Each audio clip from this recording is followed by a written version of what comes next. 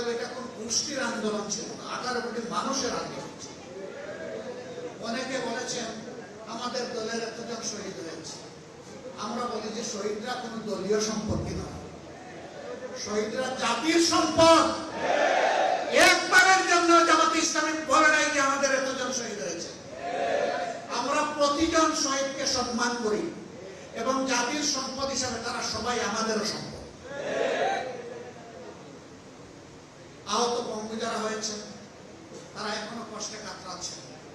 Bullet pellet শরীরে নিয়ে তারা রাতে ঘুমাতে পারে না, কাজকর্ম করতে পারে না, অকাজে হয়ে পড়েছে।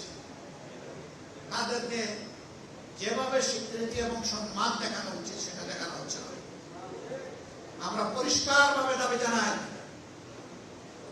অবশ্যই জুলাই শহীদ এবং জুলাই যোদ্ধাদেরকে তাদের প্রাপ্য সম্মান দিতে হবে। যদি তাদেরকে তাদের প্রাপ্য সম্মান দেওয়া হয় তাহলে মায়েদের গর্ভে আরো বেশি বেশি করে বীর জন্ম নেবে ইনশাআল্লাহ। আর যে জাতির মায়েরা বীর সন্তান জন্ম দেবে সেই জাতি বিশ্বের কোন দানবের কাছে মাথা নত করবে না। আমরা কোন আধিপত্যবাদের কাছে মাথা নত করব না।